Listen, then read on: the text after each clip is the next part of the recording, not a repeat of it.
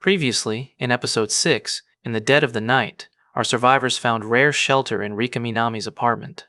They shared moments of fragile humanity bathing together, confronting their emotional wounds, and stocking up on weapons.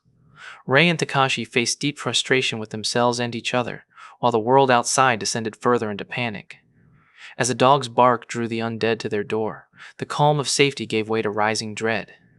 The episode opens in the stillness after dusk, inside Rika's apartment. Shadows move outside, and inside, Takashi Komuro and Kota Hirano keep watch from the balcony. They peer through binoculars, scanning the street below, trying to measure how much danger has moved closer. The glow of distant streetlights reflects off the eyes of wandering zombies. The city seems to breathe in unstable rhythm, hunger, fear, desperation. Suddenly, their attention is drawn to a man leading his small daughter, Alice Marsato, through the street. The pair are desperate, seeking shelter. The girl clings to her father's hand. Her father knocks on doors, pleads for help. But survival instinct has turned neighbors paranoid. One house has its lights blazing, its doors shut tight. The father begs and bargains. The door opens a crack. Then, a knife on a stick is thrust through. The father is stabbed. Blood blossoming, he falls. Alice screams. Alice is alone now, her father's body serving as both protection and trap. The zombies, alerted by the screams, begin drawing near. Takashi watches, heart pounding. Kota grips his rifle. It is a test. Will they act? Saeko, Rei, and the others, still inside, see the chaos below. Saeko warns that they can't possibly save everyone. The rules have changed. Still, in Takashi, something shifts. Watching Alice, seeing her terror, the helplessness of a child abandoned drives him past fear. He resolves to rescue her. Rei hands him the revolver.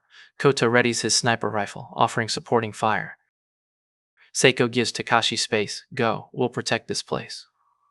Takashi revs up the motorcycle in the courtyard. The moment is taut. Every engine sound seems loud in the night. Rei and Saeko push open the gate, trying not to alert the undead. The bike tears through, weaving between the moans and limbs of the undead. Kota snipe fires, clearing zombies that block Takashi's path. Takashi reaches the garden where Alice cowers by her father's body. Zombies are close. He leaps from his bike, ignoring the pain from skidding off corpses.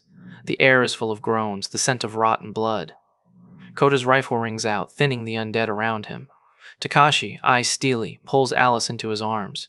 He covers her with his jacket. He places a shirt over her father, lays a hand on Alice, trying to soothe her. There's a moment of silence, broken only by whimpers and distant groans. Then Takashi maneuvers them toward a fence. They balance along its top, Alice clinging. The dog Zero, their small canine companion, close by, protecting her as best it can. Each step dangerous.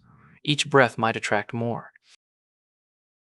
Inside, Saya, Shizuka, and Rei realize Takashi is dangerously outnumbered. Supplies, weapons, everything necessary for escape are grabbed. They load the Humvee ammunition, medical supplies, gear. Shizuka fires up the engine. The plan, to bring the vehicle in to help pull Takashi and Alice from the danger zone. Saeko, remarkable in her resolve, jumps atop the Humvee.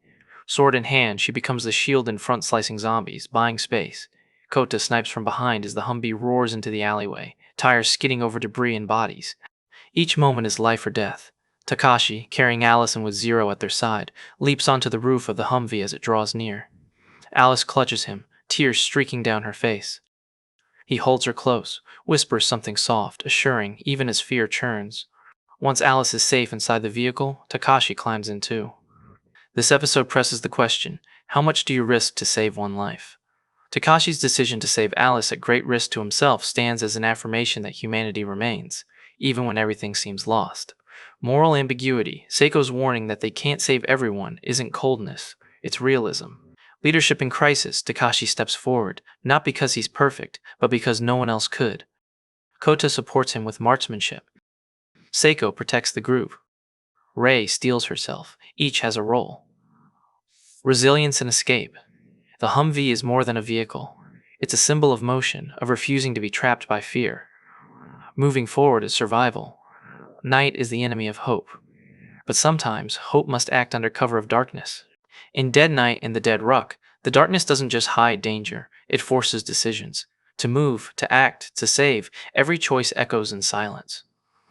Takashi rescuing Alice is bravery, yes, but it's also a reminder that, even in a world of death, compassion still lives, that the smallest person's safety can define what's worth fighting for. And so, with Alice rescued and the Humvee now carrying not just supplies but new life and fragile hope, the group drives into the darkness of an uncertain future. They traded one shelter for the open road, one night of tense rest for another night of peril.